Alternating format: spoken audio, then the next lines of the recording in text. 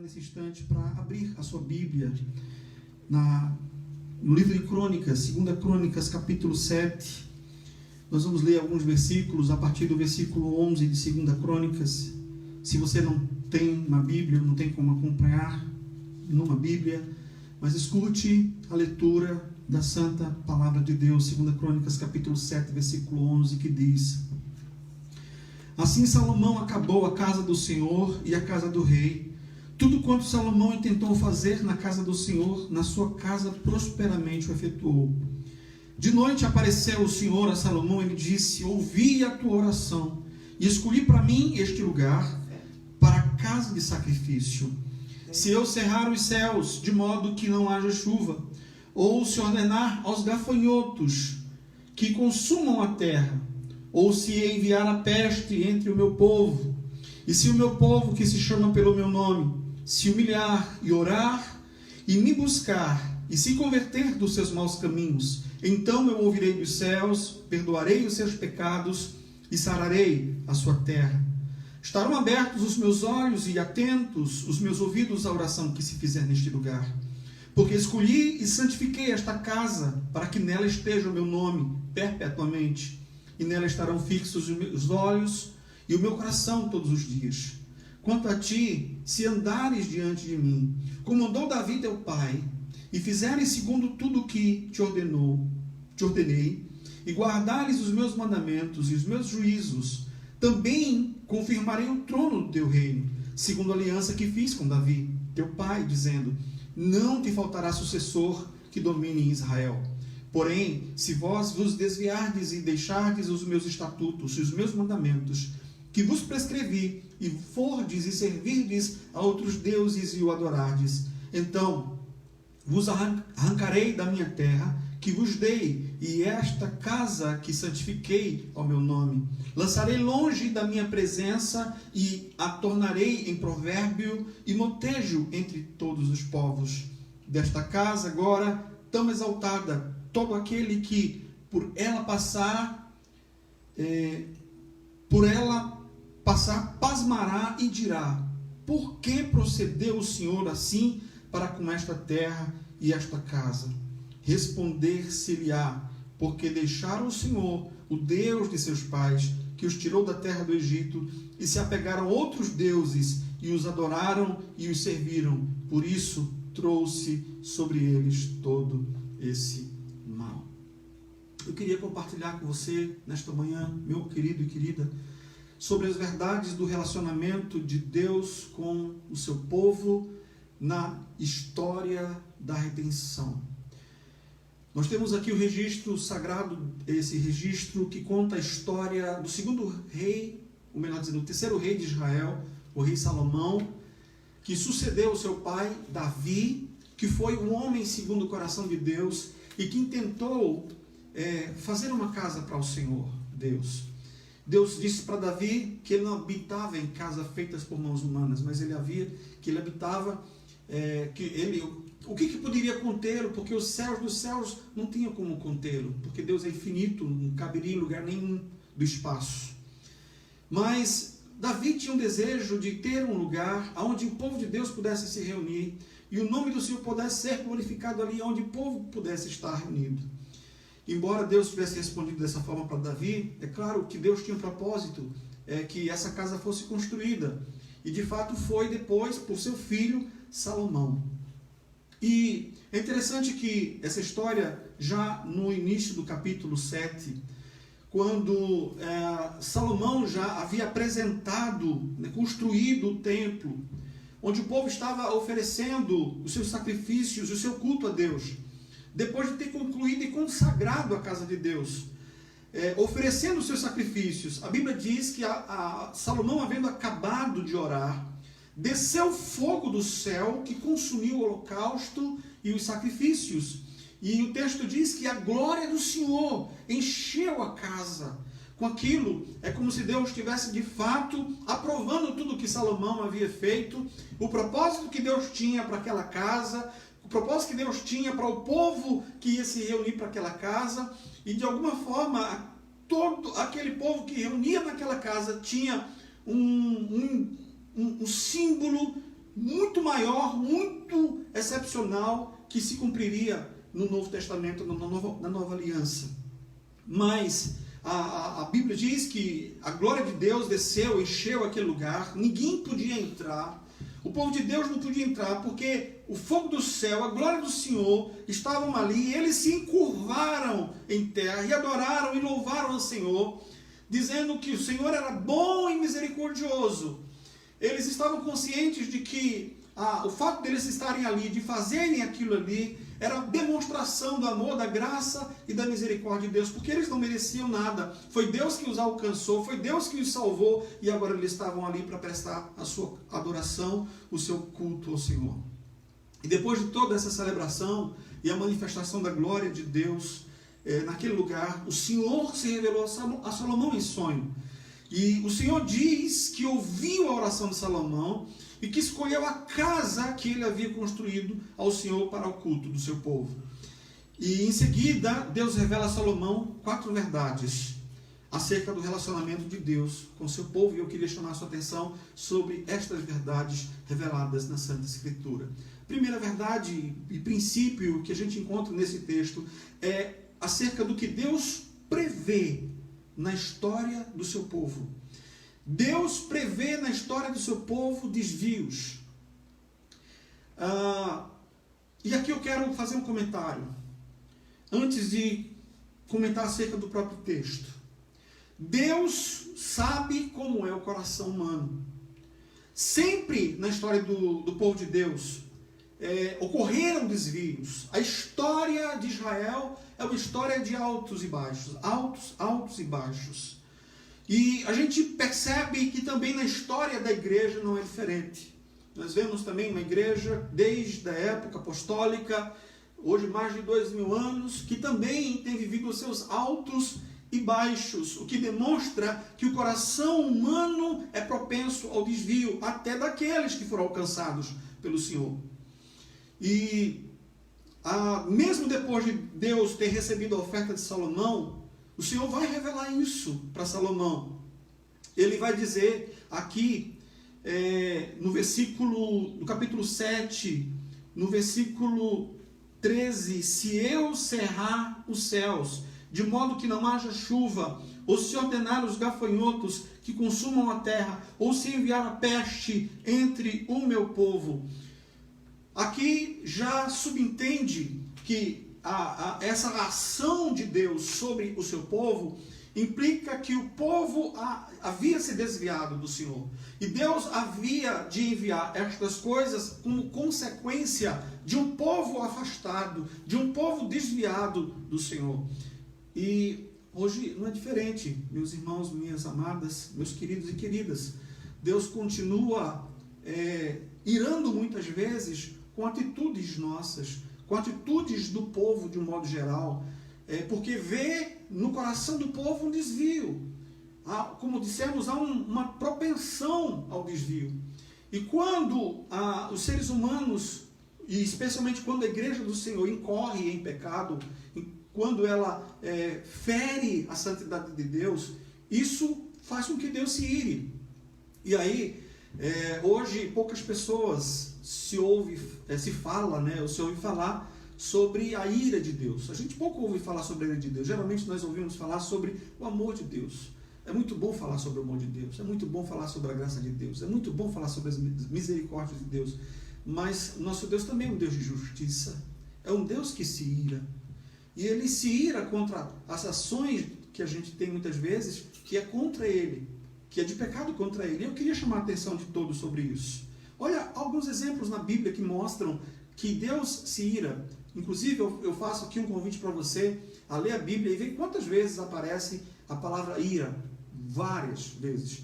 É bom que você tenha um estudo até sobre a ira de Deus. Mas eu quero citar aqui alguns versículos que falam da ira de Deus. Em Êxodo capítulo 4, versículo 14, diz: então se acendeu a ira do Senhor contra Moisés. Em Números capítulo 32, versículo 14, diz: eis que vós, raça de homens pecadores, vos levantastes em lugar de vossos pais, para aumentardes ainda mais o furor da ira do Senhor contra Israel. Em Naum capítulo 1, versículo 2 diz: o Senhor é Deus zeloso e vingador, O Senhor é vingador e cheio de ira. O Senhor toma vingança contra os seus adversários e reserva a indignação para os inimigos. E para os religiosos hipócritas, no tempo de João Batista, ele pregou: raça de víboras, que induziu a fugir da ira vindoura. Para os impenitentes, Paulo fala: mas segundo a tua dureza e coração impenitente, acumulas para ti mesmo ira. E para o dia da ira e da revelação do justo juízo de Deus. Romanos capítulo 2, versículo 5. Em Romanos capítulo 3, versículo 5 e 6, diz Paulo sobre as coisas que promovem a ira de Deus. Ele diz: fazei, pois, morrer a vossa natureza terrena, prostituição, impureza, paixão lasciva, desejo maligno e avareza, que é a idolatria. Por estas coisas é que vem a ira de Deus sobre os filhos da desobediência. Então, a ira é um tema muito presente na Bíblia, apesar de hoje nós pouco ouvirmos falar sobre a ira de Deus. As pessoas andam hoje muito sem medo, sem temor, e eu digo até, e já disse, que as pessoas hoje têm mais medo, por exemplo, do vírus, né, de serem contaminados com vírus, esse vírus que está aí assolando o Brasil e o mundo, né, o mundo todo, né, o coronavírus, mas não tem medo de Deus, elas não temem a Deus. As pessoas são loucas, elas continuam em seus pecados e continuam fazendo essas coisas, e tem um vírus muito pior do que o coronavírus, que é o vírus do pecado. É isso que de fato atrai a ira de Deus, é o pecado do ser humano. E por que não dizer que esse coronavírus, de certa forma, é a mão de Deus, disciplinadora, a vara de Deus sobre os povos? As nações estão todas temendo esse momento, as grandes potências temendo esse momento, um vírus que tem colocado pavor nas pessoas. Mas eu lhe convido a ter um temor de Deus, tenham medo do que possa acontecer com vocês na eternidade, de vocês hoje estarem vivendo uma vida de pecado. Procurem ao Senhor antes que seja tarde demais. A ira de Deus, ela existe, e a disciplina é a manifestação da ira de Deus sobre o pecado. No versículo que nós lemos, 13, do capítulo 7 de 2 Crônicas, o Senhor prevê o castigo sobre o seu povo. Ele diz: se eu cerrar os céus, preste muita atenção, se eu cerrar os céus, de modo que não haja chuva, ou se ordenar os gafanhotos que consumam a terra, ou enviar a peste entre o meu povo. Olha só, a disciplina mexe com o sustento e a saúde do povo, pois a falta de água impede as plantações de brotarem e de crescerem. Os gafanhotos arrasam com as plantações existentes, e a pestilência, ela atinge a saúde. Vejam, será que tudo o que está acontecendo não é a mão de Deus sobre as nações, sobre os povos? Pense bem sobre isso. Muitas vezes as pessoas só se lembram de Deus quando estão na moinha, na prova da tribulação. E tudo que a gente viu até agora nos ensina que a ira de Deus é tardia, mas é real. Vejam, o que precisa acontecer para Deus, de fato, ele derramar a sua ira? Ele tarda, mas a ira vem, ela é real, ela acontece. Naum capítulo 1, versículo 3, o profeta disse: o Senhor é tardio em irar-se, mas grande em poder, e jamais inocente ou culpado. O Senhor tem o seu caminho na tormenta e na tempestade, e as nuvens são pó dos seus pés. Então a ira de Deus é tardia, mas ela é real. Também aprendemos que a ira de Deus, ela visa a correção. Quando Deus se ira, o propósito disso é corrigir. E a ira de Deus também tem o propósito de purificar. Vejam só, Deus purifica por meio da restauração. Quando Deus disciplina o seu povo, Ele espera do seu povo uma atitude de retorno, de volta, de restauração para Ele. E aí há uma purificação, porque a pessoa abandona, a pessoa deixa os seus pecados. Mas, se não acontecer isso, então Deus derrama juízo de condenação. E há exemplos na Bíblia, muitos exemplos na Bíblia, como por exemplo, no dilúvio em Noé, nos dias de Noé, o dilúvio que foi derramado, a condenação das pessoas ímpias porque não se arrependeram dos seus pecados.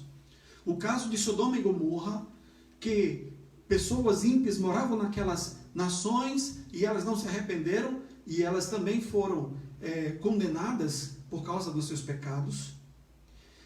E você vai andando pela história, tanto na Bíblia como a história humana, em termos gerais, você vai percebendo que sempre Deus, de alguma maneira, vai tratar. O mal não subsiste, o pecado não prevalece. E por isso Deus derrama a sua ira para purificação. E aí eu quero dizer também que a ira de Deus, ela dura só um momento. E glória a Deus por isso. Porque a ira de Deus, imagine que a ira de Deus fosse permanente sobre este mundo. Haverá um momento que será permanente para aqueles que permanecerem em seus pecados e condenados ao inferno, sim. Mas a ira de Deus para aqueles que estão aqui nessa terra ainda em vida dura só um momento. Louvado seja o nome do Senhor. E aqui em Abacuque capítulo 3, versículo 2 diz assim: ouvi, Senhor, a tua palavra e temi. Aviva, ó Senhor, a tua obra no meio dos anos, faze-a conhecida. E preste atenção no Salmo 30, versículo 5, diz assim: porque a sua ira dura só um momento. Glória a Deus por isso. A sua ira dura só um momento. No seu favor está a vida. O choro pode durar uma noite, mas a alegria vem pela manhã. É por isso que estamos reunidos nesta manhã, em conclamação, em jejum, buscando ao Senhor, porque nós sabemos só Deus que pode ser a solução para essa nação. Só Deus pode ser a solução para a minha vida, para a sua vida e para esse mundo. Mas, em segundo lugar, o que Deus espera do seu povo quando estiver desviado da sua presença? Os versículos 14 e versículos 15 vão dizer: Deus espera arrependimento desse povo. O texto diz assim: se o meu povo, que se chama pelo meu nome, se humilhar e orar e me buscar e se converter dos seus maus caminhos, então eu ouvirei dos céus, perdoarei os seus pecados e sararei a sua terra. Deus espera do seu povo arrependimento. Por um lado, ele prevê que o coração é corrupto e que vai se desviar da presença do Senhor. Por outro lado, a sua graça é manifestada, e muitas vezes até no seu julgamento e na sua ira derramada, para que os povos se arrependam, as pessoas se arrependam, se voltem para Ele.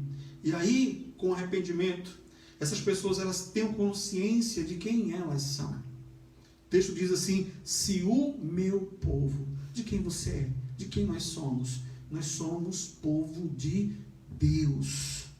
Essa consciência precisa estar muito arraigada no nosso coração. Também tenha consciência de quem é povo de Deus e que leva o nome do Senhor sobre si. Nós temos um nome. O nome do Senhor está sobre nós. Quando nós pecamos, há uma responsabilidade muito grande. Quando o mundo peca, claro que tem a responsabilidade, mas é diferente daqueles que são do povo de Deus. Por quê? Quando um cristão peca, quando ele faz alguma coisa errada, alguém logo vai apontar e vai dizer: olha, fulano não é religioso, e fulano não é cristão. Né? As pessoas estão olhando para nós, e especialmente o nosso Deus está olhando para nós. Então nós precisamos saber o nome que a gente leva. Assim como um pai e uma mãe que tem prazer nos seus filhos, em vê-los obedientes, em vê-los crescendo, desenvolvendo e prosperando, assim Deus tem prazer em nós também, que levamos um nome precioso, e esse nome é o nome do Senhor, nosso Deus. Bendito seja o seu santo nome. Que tenha consciência também do que deve fazer. Esse povo deve ter consciência do que deve fazer. O arrependimento nos conduz a orar. A oração é falar com Deus. O pecado, ele interfere na nossa comunhão com Deus. Tem muita gente que até faz orações, mas se não houver arrependimento, a oração não passa do teto. É preciso se arrepender. E aí, com o coração quebrantado, contrito, sincero, buscar o Senhor. Né? E a oração é essa chama que vai no nosso coração, que nos leva novamente a orar, a buscar a presença do Senhor. E é por isso que o texto diz orar, buscar. E orar, falar com Deus e buscar é uma oração intensa e perseverante. É permanecer, é continuar. E ele diz, se converter. Não adianta apenas orar, não adianta apenas buscar, se não se converter. É preciso orar, é preciso buscar, mas é preciso também se converter, mudar o coração, mudar as atitudes, literalmente mudar de direção. Se estávamos andando numa direção, o Senhor nos chama para um giro de 180 graus, mudar completamente a direção, se converter, e é isso que Deus espera do seu povo, que se volte para Ele. Aonde foi que nós erramos? Aonde foi que nós saímos da presença de Deus? Aonde foi que nós perdemos o primeiro amor? Onde foi que nós esfriamos da fé? Aonde foi que nós caímos? Volte para Deus, volte, dê lugar ao Senhor, volte a ter prazer de falar com Deus, a buscar a presença do Senhor, a jejuar, como é sacrificioso para muita gente hoje fazer jejum, como é sacrificioso para muita gente hoje ler a Bíblia, sacrificioso orar e ir à igreja, muitas vezes parece que se torna um peso, e isso demonstra de fato que as pessoas estão vivendo uma religiosidade fria, e Deus nos chama para um avivamento. E para isso é preciso retornar para Ele, voltar para Ele e fazer com que essas coisas não sejam mecânicas em nossa vida, mas sejam reais, sejam vivências, experiências da nossa alma e do nosso coração. O que Deus promete ao seu povo quando arrependido se volta para Ele? Ele promete restauração. E o texto diz assim, que esse povo que se chama orar, buscar e se converter, ele diz, então eu ouvirei dos céus, perdoarei os seus pecados e sararei a sua terra. Olha só que coisa, meus amados. Primeiro, Deus escuta a nossa oração. Que bom a gente saber que não estamos jogando palavras ao vento, mas saber que Deus escuta a oração. Escuta por quê? Porque Ele perdoou o nosso pecado, Ele cancelou porque houve arrependimento. Ele sara a terra. Aqui, conforme o texto, Deus tira a fome e a peste. Por causa dessa situação, já há uma previsão de muitas pessoas perdendo seus empregos. Se nós tínhamos um problema de desemprego, com essa situação, o problema do desemprego pode aumentar. O número de pessoas que terão poucos recursos ou não terão recursos nenhum pode aumentar. Então, além da enfermidade, o problema da saúde, que está levando muita gente ao óbito, e outras tendo que gastar os seus recursos, e, enfim, ao desemprego, né, que está aí batendo na porta de muita gente. No momento que houver arrependimento, que houver conversão, a Bíblia diz que Deus promete abençoar a terra. Ele vai derramar chuva, Ele vai abençoar a terra, Ele vai conceder o pão de cada dia, Ele vai conceder saúde, Ele vai fazer todas as provisões para que nós possamos continuar a nossa vida para o louvor e para a glória dEle. Ele promete perdoar, Ele promete sarar, Ele promete ouvir as nossas orações. Mas por fim, o que Deus requer do seu povo? Ele requer um relacionamento. Ele quer uma vida de obediência. O retorno para Deus, a volta para Deus tem esse propósito, né? Que nós estejamos em Deus, com o Senhor. Esse é o grande propósito. É interessante os versículos finais da 2 Crônicas, capítulo 7. Ele vai falar assim, já sobre os povos, sobre Israel aqui, particularmente, né? Que vão dizer porque Deus tirou esse povo da terra, e Deus amaldiçoou a terra, e Deus também tirou o lugar deles da adoração, e eles vão dizer, né? Desta casa agora tão exaltada, todo aquele que por ela passar, pasmará e dirá, por que procedeu o Senhor assim para com esta terra e esta casa? E aí a resposta, porque deixaram o Senhor, o Deus de seus pais, que os tirou da terra do Egito. Olha só, que forte essa frase. Porque deixaram o Senhor. Deixaram o Senhor. Então, o que Deus quer de fato? Diga de você, meu irmão, minha irmã. Deus quer que nós vivamos para a glória dEle. Ele quer que nós vivamos em obediência a Ele. E nós tenhamos um relacionamento com Ele. E aí está, nesse momento, são todos nós. Hoje nós temos tempo. Hoje cada um está na sua casa. Hoje nós estamos presos em nossos lares. Mas estamos aqui suplicando pela misericórdia de Deus, esperando que o povo de Deus se arrependa, que o povo de Deus se volte para o Senhor, que comece a sentir falta da casa de Deus, que comece a sentir falta da vida espiritual, que se volte de fato para o Senhor. Precisamos abrir os nossos olhos para ver a vara disciplinadora de Deus e ver que a disciplina de Deus prova o seu amor e que precisamos então voltar para a sua presença. Se você estiver nessa situação, meu irmão, minha irmã, Faça isso agora, em nome de Jesus. Que precisamos nos humilhar diante do Senhor e reconhecer que somos pecadores e necessitados da sua graça. E que precisamos mostrar frutos de arrependimento. Então, eu quero pedir nesse instante que você faça uma oração comigo, onde você estiver. Que você aquilo de errado que está em nós.